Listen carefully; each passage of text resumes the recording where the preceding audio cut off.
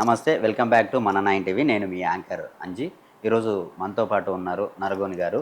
ఆయన ఉద్యమకారులు, అలాగే హిస్టరీ గురించి చాలా ఎక్కువ తెలిసిన పర్సన్. అసలు ఒకప్పుడు ఎలా ఉండేది, ఇప్పుడు ఎలా ఉంది, ఇలాంటి చాలా విషయాలు ఆయనతో మాట్లాడి తెలుసుకునే ప్రయత్నం చేద్దాం. నమస్తే సార్. నమస్తే. బాగున్నారా సార్? బాగున్నాను. ఏ కార్ రేస్లో విచారణకు ప్రతిసారి పిలుస్తున్నారు. ఇప్పటికి ఒక 3-4 సార్లు అటెండ్ అయ్యారు. అందులో ఎంతవరకు నిజం ఉండొచ్చు, అసలు ఏం జరిగి ఉంటుంది? రేవంత్ రెడ్డి ప్రభుత్వం ఏర్పడి సంవత్సరంన్నర అయింది.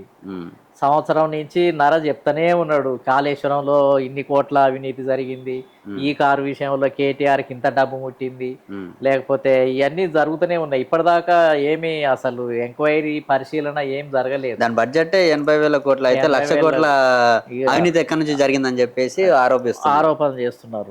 80,000 కోట్లు అని అంటే వాళ్ళు చెప్పి ఉండొచ్చు, కానీ 80,000 కోట్లలో ఒక 10,000 కోట్లన్నా జరిగే అవకాశం ఉంది. వీళ్ళు 1,00,000 కోట్లు అంటున్నారు. 1,00,000 కోట్లు లేదు కదా. ఇక అది లేదా అంటే 1,00,000 కోట్లు ఏంటంటే జనాన్ని ఏది జనంలో ఇక మొత్తం లక్షగొండి అని చెప్పడం కోసం 1,00,000 కోట్లు అని మాట్లాడుతున్నారు. కానీ 1,00,000 అనే కాడ కనీసం ఏదో కొంత అవినీతి జరిగింది అనేది దాని అర్థం అన్నమాట. అంటే మాట్లాడటం అట్లా మాట్లాడుతున్నారు. పర్సెంటేజ్లు నడుస్తున్నాయి కదా ఇప్పుడున్న గవర్నమెంట్, పర్సెంటేజ్లు వాళ్ళే చెప్తున్నారు. 10-20% అవలీలగా జరిగేది. 80 కోట్లలో 20% అయినా నీకు ఎంత లేదన్నా 15,000 కోట్లు సునాయాసంగా ఇంటి దగ్గర కూర్చుంటే వచ్చేస్తాయి. ఇంకా అదనంగా వచ్చే అవకాశాలు కూడా ఉంటాయి. కాలువలు, చెరువులు, డ్యాములు ఇవన్నీ చాలా వర్క్ నడిచింది. కాబట్టి నేనే అనేది ఏంటంటే, చాలా సంవత్సరంన్నర వరకు రేవంత్ రెడ్డి కూడా వీటి మీద ఎంక్వైరీ చేయటంలో సీరియస్నెస్ లేదు. ఊరికనే మాటలతోటి బెదిరించడం తప్ప. మాటలతోటి ఎందుకు బెదిరిస్తారు అని అంటే, కేసీఆర్ సరెండర్ కావటానికి బెదిరిస్తే ఏదో రాజీకి వస్తారు. అయితే రాజీ కూడా జరిగింది అనేది ఒక వదంతు. కథనాలు చాలా వచ్చినాయి. ఏది ఆల్రెడీ కాంగ్రెస్కు అదేవిధంగా కేసీఆర్ బీఆర్ఎస్కు మధ్య ఒక అంగీకారం అయింది, కేసులు పెట్టకుండా అంత లోపల. కానీ బయట ప్రజానీకానికి తెలియటం కోసం ఈ ఎంక్వైరీలు, లేకపోతే ఈ తతంగము పిలిచినట్టు వాంగ్మూలం వీళ్ళు ఇచ్చినట్టు తర్వాత ఏమి ఉండకుండా ఆల్రెడీ డిసైడ్ అయిపోయింది అనేది 2-3 కథనాలు వచ్చినాయి. ఇంకా ఇప్పుడు మళ్ళీ కేసీఆర్ తోటి, హరీష్ రావు తోటి, కేటీఆర్ తోటి వాంగ్మూలాలు తీసుకుంటున్నారు. ఈ ఎంతవరకు నిలబడతాయి, అసలు ఉత్తుత్తదేనా, తూతూ మాత్రం అయిపోతుందా అనేది కూడా ఒకటి ఉంది. ఒకవేళ కేసులే అయ్యి ఉన్నా అవి మరి అరెస్ట్ల దాకా పోతాయా, లేకపోతే శిక్షలు పడతాయా అనేది కూడా. అరెస్ట్లు అనేది కంటిన్యూగా కనిపిస్తూనే ఉన్నాయి. పార్టీ వాళ్ళని, బీఆర్ఎస్ పార్టీ వాళ్ళని అరెస్ట్లు చేస్తా ఉన్నారు అంటున్నారు. ఇంక ఇలా ఈరోజు కౌశిక్ రెడ్డి గారిని కూడా అరెస్ట్ చేశారు.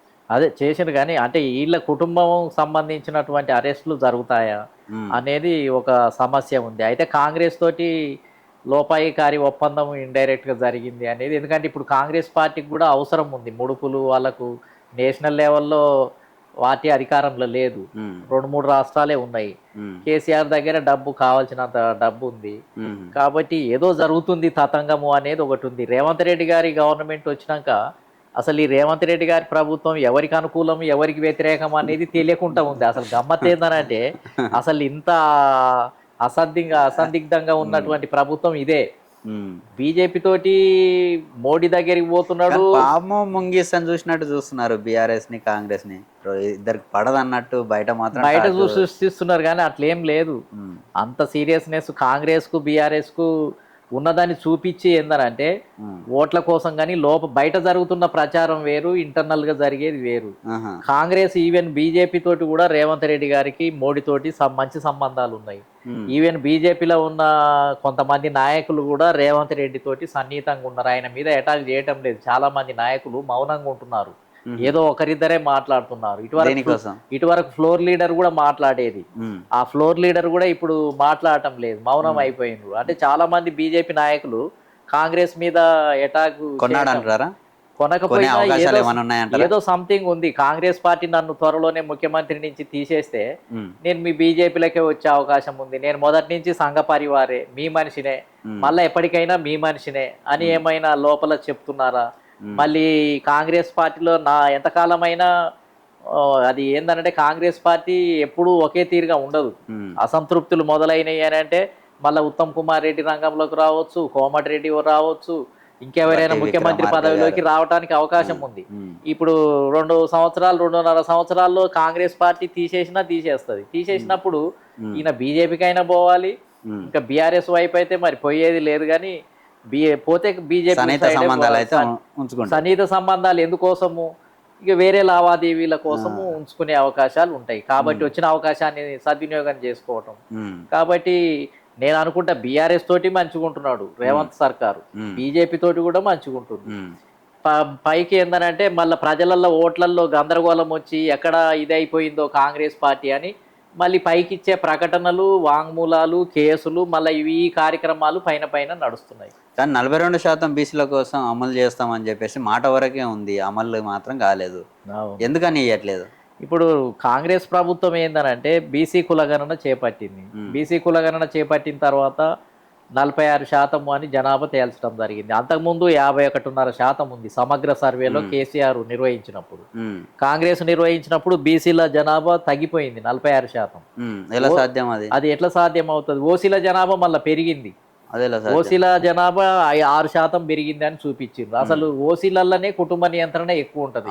వాళ్ళంతా నలుగురిని ముగ్గురిని అంటారు, కానీ వాళ్ళిద్దరికంటే ఎక్కువగా అన్నారు. వాళ్ళంతా ఢిల్లీకి వెళ్తారు, అమెరికాకి వెళ్తారు, వాళ్ళ పిల్లలంతా బయట దేశాలకు వెళ్తారు. కాబట్టి వాళ్ళ జనాభే తగ్గాలి. కానీ వాళ్ళది 6% పెరిగింది, బీసీలది 6% తగ్గింది. అంటే ఏంది? అంత మోసం. వాళ్ళ బీసీ కులగణనను వాళ్ళకు అనుకూలంగా ఉపయోగించుకున్నారు. అంటే ఓసీలకు లాభం కలిగేటట్టుగా ఉపయోగించుకున్న తర్వాత 46% వస్తే దేశంలోనే మేము కులగణన చేసిన రాష్ట్రం మొదటిది అని మళ్ళీ గొప్పలు చెప్పుకుంటున్నారు. కానీ మొదటి రాష్ట్రము రేవంత్ రెడ్డిది కాదు. ఈయనకు లెక్కలు కూడా తెలియదు. ఏ రాష్ట్రంలో కులగణన జరిగింది కూడా రేవంత్ రెడ్డికి తెలియదు. ఈయన ఒక ముఖ్యమంత్రి స్థాయిలో ఉన్నప్పుడు దీనికంటే ముందు బీహార్లో ఎవరైతే నితీష్ ప్రభుత్వం ఉందో ముందు బీసీ కులగణన చేయటమే కాదు 63% ఉంది అని జీవో జారీ చేసింది అమలు చేస్తూ. తర్వాత కోర్టు కొట్టేసింది. మళ్ళీ ఇప్పుడు సుప్రీంకోర్టులో నడుస్తుంది. అది క్లియర్ అయ్యే అవకాశం ఉంది. కానీ మన దగ్గర రిపోర్ట్ వచ్చిన తర్వాత, తప్పుల తడక రిపోర్ట్ వచ్చిన తర్వాత 46% అని చెప్పిన ఈ 46% కోసమైనా ఒక జీవో జారీ చేయాలి అమలు చేస్తూ. ఏమని? విద్యా ఉద్యోగ రంగాల్లో 42%, అదేవిధంగా స్థానిక ఎన్నికలలో 42% ఇస్తానని ఏదైతే మేనిఫెస్టోలో పెట్టారో దాన్ని అమలు చేస్తూ జీవో జారీ చేయాలి. కానీ ఆ జీవో జారీ చేయకుండా ఏం చేసిండు తెలివిగా, ఇది మా పరిధిలో లేదు, మేము జీవో జారీ చేస్తే 50% కంటే దాటుతుంది, కాబట్టి మేము మోడీ రాజ్యాంగ సవరణ చేస్తేనే ఈ 42% అమలు చేస్తాము అని ఢిల్లీకి యాత్ర తీసుకుపోయిండు. బీసీ సంఘాలతో కలిపి ఢిల్లీలో ఒక ధర్నా చేయటం జరిగింది. అంటే ఎందుకు మేము ఏమి చేయలేము అని. అంటే అసలు బీసీ కులగణన జరిగితే అద్భుతాలు జరుగుతాయి, జనాభా శాతం మేము మంత్రి పదవులు ఇస్తాము, ఎమ్మెల్యే టికెట్లు ఇస్తాము, కౌన్సిల్ మెంబర్లు ఇస్తాము, నామినేటెడ్ పదవులు ఇస్తామని గొప్పలు చెప్పుకొని దేశమంతా ప్రచారం చేశారు. రాహుల్ గాంధీ మా తెలంగాణ రాష్ట్రంలో ఒక మోడల్ జరుగుతుంది, అద్భుతంగా జరుగుతుందని రాహుల్ గాంధీ దేశమంతా ప్రచారం చేశాడు. మంచి మార్పు తీసుకొస్తుందని. మేము అసలు భారతదేశంలోనే కొత్త మార్పులకు నాంది పలుకుతున్నామని ఆయన చెప్తున్నాడు. ఈడనేమో తప్పులో తడక అయిపోయింది, ఇక్కడ వ్యతిరేకం అయిపోయి ఇక్కడ పట్టభద్రుల ఎలక్షన్లలో కాంగ్రెస్ పార్టీ ఓడిపోయింది, కరీంనగర్ ఇవన్నీ ఓడిపోయినాయి. కాబట్టి ఇది మోడల్ అంటున్నాడు. అసలు మోడల్ గానే కాదు. అసలు ఇక్కడ రాహుల్ గాంధీకి సరైన ఇన్ఫర్మేషన్ లేదు. ఇక్కడ జరిగింది 6% బీసీల జనాభా తగ్గింది, బీసీలు అంతా వ్యతిరేకంగా ఉన్నారు అనేది రాహుల్ గాంధీకి చేరదలేదు. అసలు ముస్లింల పాపులేషన్ కూడా దీంట్లో కలిపేసిండ్రు. ఏది? బీసీల అంటే అసలు మొత్తం తప్పుల తడకగా ఉన్నటువంటి పరిస్థితి ఉంది. కాబట్టి నేననేది ఏందనంటే ఈ రాష్ట్రంలో రాహుల్ గాంధీ ఏదైతే చెప్తున్నటువంటి విషయాలు ఏవైతున్నాయో అవన్నీ కూడా సరిగ్గా లేవు, తప్పుల తడకగా ఉన్నాయి. చేసుకుంటే బాగుంటది. ఆ రాహుల్ గాంధీకి పాపం అమాయకుడు, ఏమీ తెలియదు, కలవట్లేదంట. అసలు మన ముఖ్యమంత్రిని కలవట్లేదు, ఢిల్లీకి వెళ్ళిన కలవట్లేదు. అదే అది ఏం జరిగిందో తెలియదు.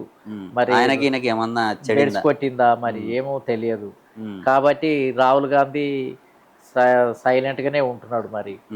కాబట్టి ఇప్పుడు కాంగ్రెస్ పార్టీ ఇక్కడ ఏదైతే కాంగ్రెస్ పార్టీ ఉందో, ఇప్పుడు ఉత్తమ్ కుమార్ రెడ్డి, కోమటిరెడ్డికి మధ్యలో, అదే విధంగా రేవంత్ రెడ్డికి మధ్యలో కూడా సంబంధాలు సరైనటువంటివి లేవు. కాబట్టి అంత గందరగోళం ఉన్నాయి పార్టీలన్నీ కూడా ఇప్పుడు తెలంగాణలో. ఎందుకు కాంగ్రెస్ పార్టీలో మాత్రమే ఇలాంటి గొడవలు ఎక్కువగా అనిపిస్తాయి ఆ పార్టీలో. అవును. నేను ఎక్కువ అంటే నేను ఎక్కువ, నేను ఎక్కువ అంటే నేను ఇది ఉంటుంది. ఐక్యత అనేది కనిపించదు ఎక్కువ. కనిపించటం లేదు. కొన్నేళ్లుగా చూస్తున్నాం. అది ఎందుకని ఆ పార్టీలో ఐక్యత ఎందుకు ఉండదు? అందరికీ ప్రజాస్వామ్యం ఎక్కువ, ఎవరంతట వాళ్ళే అనేది కాంగ్రెస్‌లో ఒక సూత్రం ఉంది. ఉమ్, కాబట్టి కాంగ్రెస్ పార్టీలో ఎవరు ఒకరిని పట్టించుకునే పరిస్థితి ఉండదు. ఉమ్, ఎవరు ఒక సిస్టమేటిక్‌గా క్రమశిక్షణ బీజేపీ లాగా, బీజేపీ అయితేనేమో ఒక సిస్టమ్‌లో ఉంటది క్రమశిక్షణ గాని, ఎవరైనా ఒకరే మాట్లాడాలనేది. ఉమ్.